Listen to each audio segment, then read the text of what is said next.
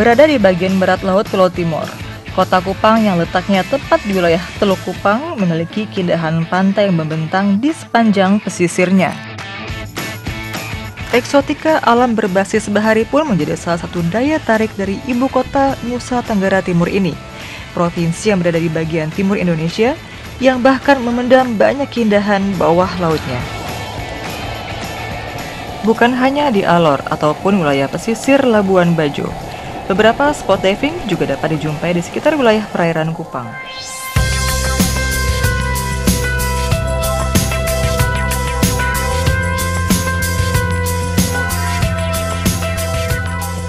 Pelabuhan Tena merupakan salah satu akses untuk menuju ke beberapa lokasi penyelaman yang ada di sekitar perairan Kupang. Tidak lebih dari setengah jam perjalanan untuk menjangkau spot keindahan alam bahari yang berada di kedalamannya.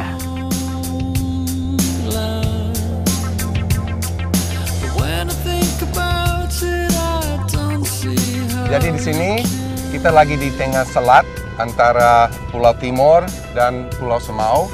Jadi yang unik tentang spot ini adalah tebingnya, sangat cantik. Kita lagi posisinya di atas tebing. Jadi di bawah sini tebingnya kedalaman 40-an meter. Dari sana sekitar 100 meter, dari sini sekitar 50 meter lagi. Jadi dia panjang sekitar 150 meter. Jadi hari ini kita tidak bisa lihat sepanjangnya. Ya, karena terlalu panjang. Terlalu panjang, capek. Tapi ini yang menurut saya bagian ini yang paling cantik karena kita tidak perlu terlalu dalam. Oke. Ya. Oke. Ready? Ready. Let's go. Yo, ready. Ready. Ready. Yo, ready, steady, go. Setelah pemahaman kondisi lokasi penyelaman, tahapan berikutnya yang tidak kalah penting untuk dilakukan adalah body check. Teman menjadi buddy atau partner menyelam bertugas untuk saling memeriksa kelengkapan dive gear sebelum menyelam. Body check, white belt, inflate, deflate, your binary, result, and the gauge is in meters. Oke, ini persiapannya sudah, tadi juga sudah dicek ulang atau yang biasa disebut dengan body check sama Mr. Donovan. Jadi memang harus dilakukan sebelum kita turun. Jadi setiap body dari kita harus ngecek. Ini udah belum ya di sini? Oke, kemudian weight belt, terus masker segala macam. Kalau misalnya udah pas, sudah semuanya lengkap, baru itu aman untuk turun. Jangan sampai kelupaan. Repot kalau naik lagi soalnya jauh ke atas kan.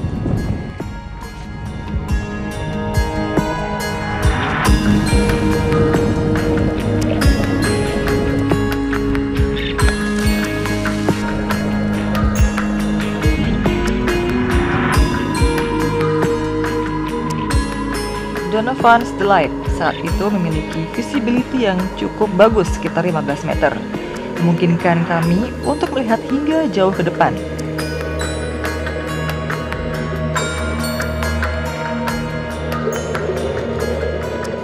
Hard coral yang mendominasi tersebar di beberapa titik, diselingi soft coral dan anemon yang cantik, menjadi rumah bagi beragam makhluk laut yang ada.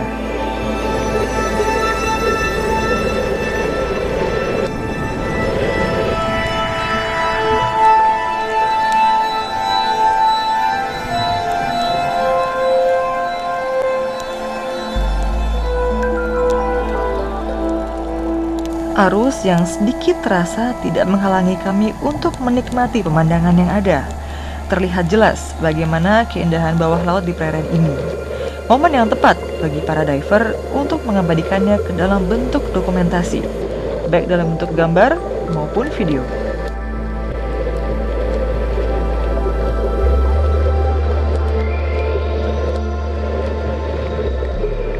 Pada salah satu karang, seekor stonefish berdiam diri menunggu mangsanya. Stonefish dapat ditemukan dengan mudah pada perairan Indo-Pasifik, juga di pesisir Florida dan Karibia. Merupakan salah satu jenis ikan yang paling berbahaya namun tak agresif. Ikan yang termasuk kelas Sinanceidae Ini sulit untuk dikenali karena bentuknya yang menyerupai batu atau karang yang menjadi habitatnya.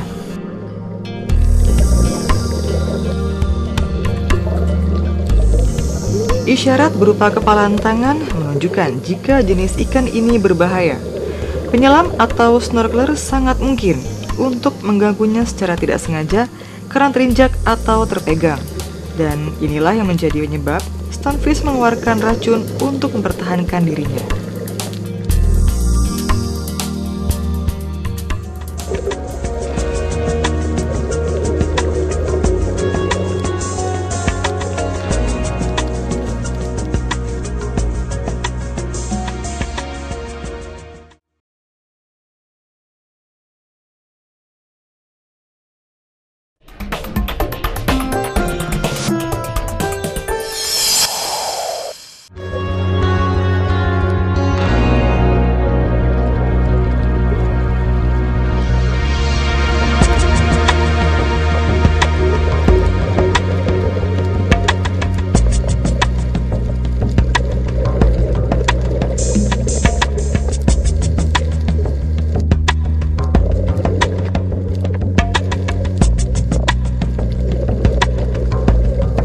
Tidak semua ikan berwujud seperti ikan yang kita kenal pada umumnya.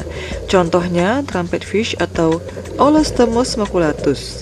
Ikan yang berbadan panjang dengan mulut yang menghadap ke atas biasanya berenang dengan posisi vertikal, mencoba menyatu dengan koral vertikal seperti sea roots, sea pants, dan pipe sponge. Ikan ini dapat ditemukan pada kedalaman setengah hingga 30 meter. Dan dapat tumbuh hingga berukuran 40 sampai 80 cm.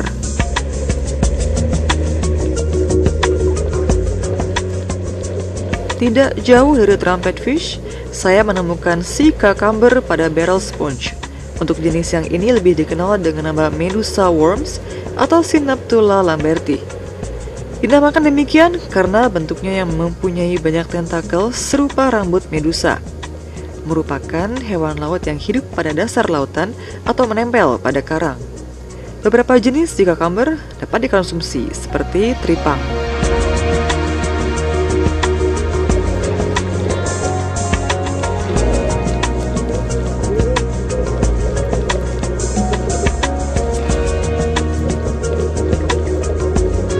Gemulai dan indah adalah kesan yang ditimbulkan apabila melihat lionfish atau pterois.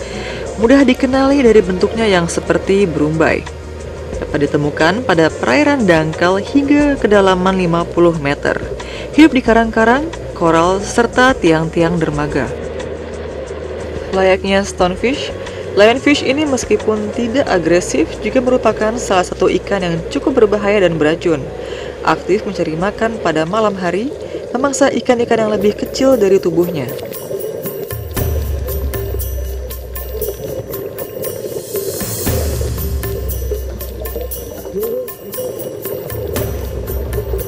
Mendekati bibir jurang, kami bertemu stingray dengan bentuknya yang unik, badannya yang pipih, serta berekor panjang.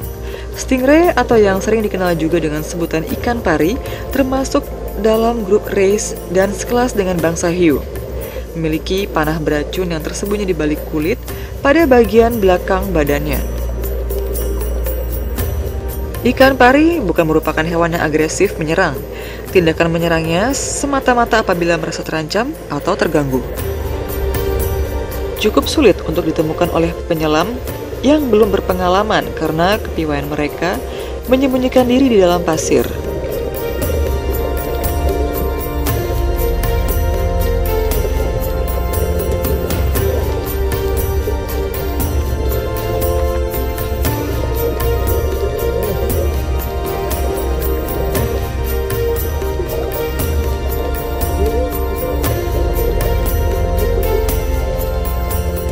Pada akhir penyelaman, ikan-ikan kecil sejenis dam shellfish dan ikan-ikan tebal koral lainnya tampak asik bercengkrama di antara koral. Ukurannya yang kecil memudahkan mereka melakukan pergerakan.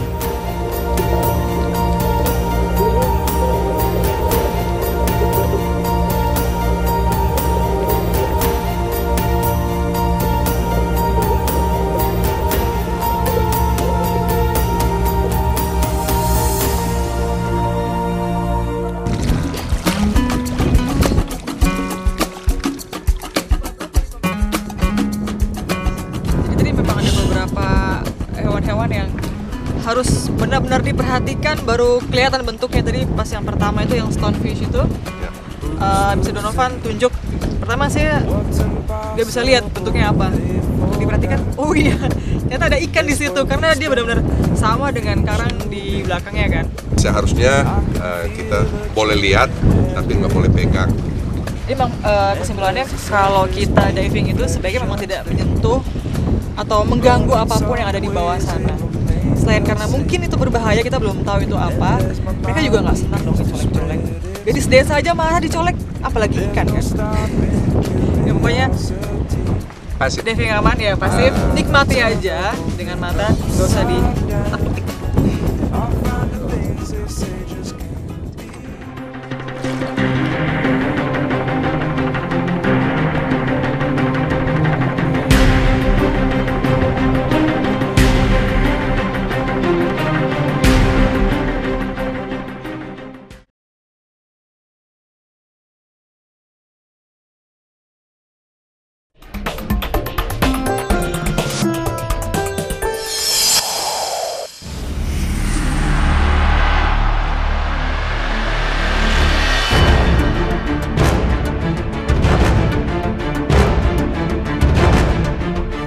Proses susut laut yang terjadi pada ratusan abad silam membentuk morfologi karst dan struktur rekahannya, menciptakan lubang-lubang gua alami berikut ornamen batuannya yang cantik.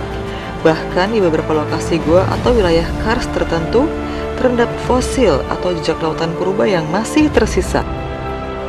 Telaga kecil di dalam gua kristal dengan air hijau Toskanya yang tenang masih menyimpan bukti tentang peristiwa alam yang pernah terjadi pada masa lampau.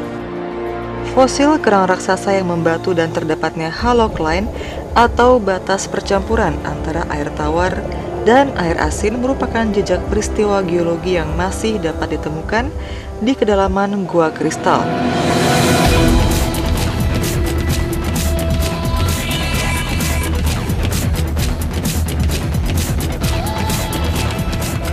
Gua alami yang terletak di Desa Bolok, Kecamatan Kupang Barat.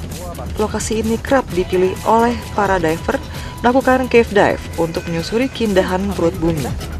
Iya, ini mulut goa. Kolamnya ada di bawah sana. Oh, masih jauh lagi? Nggak jauh, paling 15 meter ke bawah. Oke, jadi memang di mulut guanya itu batu-batu, kayaknya ini bekas longsor ya? Enggak? Enggak. Soalnya ini seperti batu-batu yang berjatuhan dan bertumpuk gitu, membuat jadi jalan untuk ke bawah sih, ada jalurnya. Tapi kayaknya harus tetap usaha agak sedikit manjat-manjat walaupun turun. Saya langsung pengen lihat air di bawahnya itu. Telaga yang katanya bening sekali, makanya namanya gua kristal. Oke? Ya. Siap? Siap. Ayo.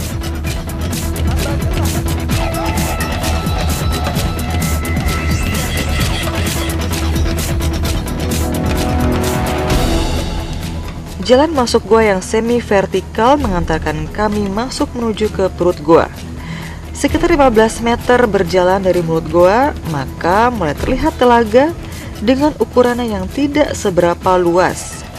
Konon dari kejernihan airnya dapat memantulkan cahaya matahari ke permukaan yang hampir menyerupai kristal. Hingga masyarakat setempat sering menyebutnya dengan nama Gua Kristal.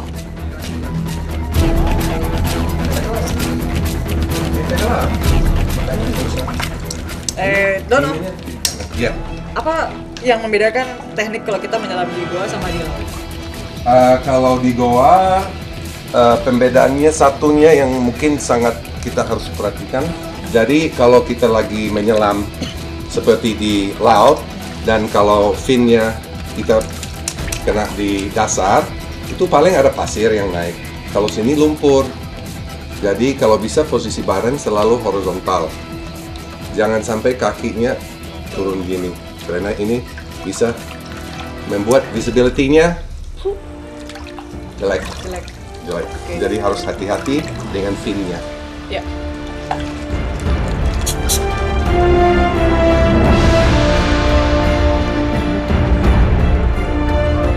Penyelaman ke dalam gua layaknya penjurusan pada satu bidang studi tertentu yang memerlukan lisensi khusus. Apalagi kegiatan ini juga termasuk kegiatan penyelaman yang paling beresiko karena memerlukan teknik navigasi yang baik.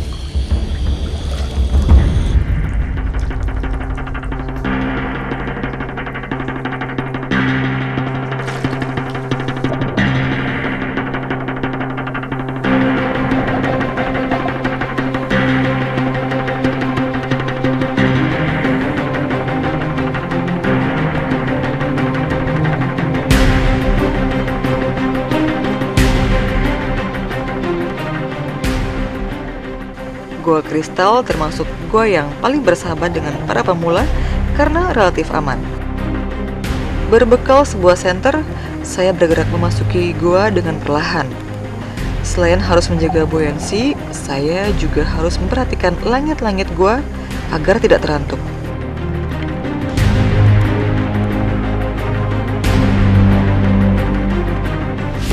Tidak jauh dari mulut gua, batu yang mengkristal terlihat menghiasi dinding gua dengan tekstur yang memantulkan cahaya sehingga terlihat berkilauan. Tekstur batuan ini juga umum ditemui pada gua kering. Batuan yang mengkristal termasuk stalaktit terbentuk dari bercampurnya kalsium karbonat dengan mineral lainnya yang terendapkan oleh larutan mineral.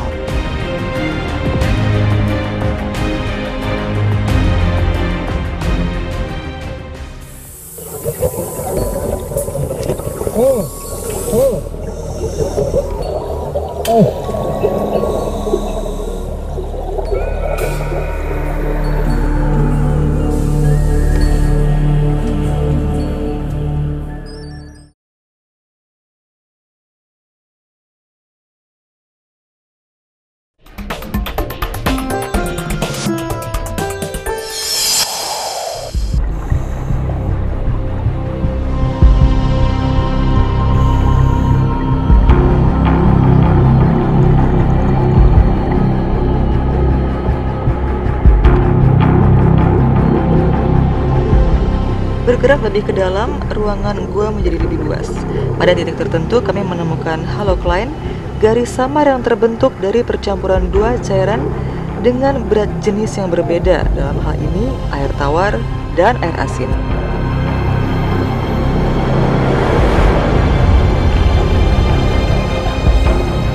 Kesan yang diperoleh seperti melihat garis pada air dengan gula yang mengendap.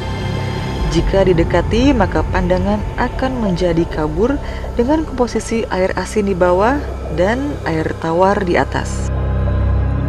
Suasana remang yang hanya diterangi lampu senter memberikan suasana yang magis dan indah. Kesunyian yang biasa dirasakan saat memasuki gua kali ini terusik oleh suara gelembung dari napas. Untuk mencegah diver tersesat, maka dipasanglah seutas tali dengan warna yang mencolok. Tali ini dapat menolong menunjukkan jalan saat masuk maupun keluar gua. Jalan menjadi semakin sempit. Luas gua berubah menjadi hanya selebar 1,5 meter dengan tinggi kurang lebih 1 meter. Sebelum akhirnya kami mencapai ruangan lain di ujung gua. Ini rupanya chamber atau ruangan ini cukup luas.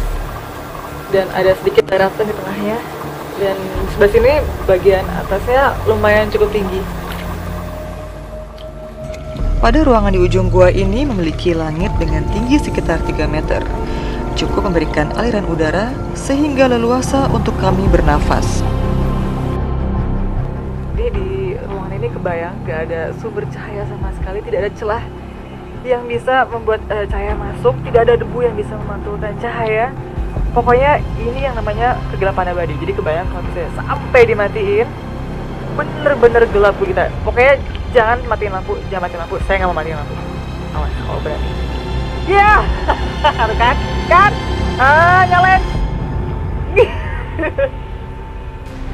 Awas ya.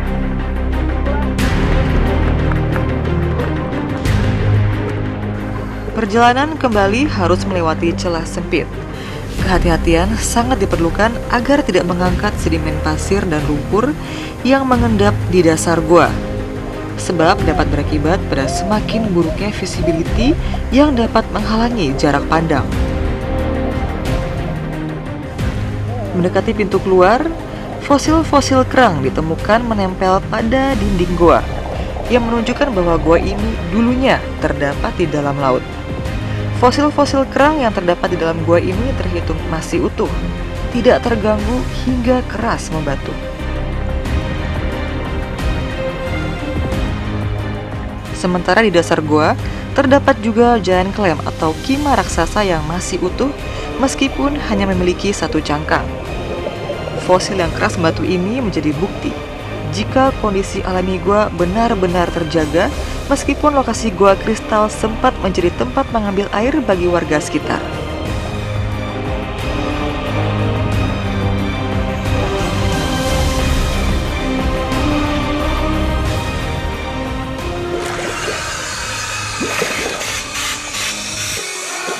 Wah,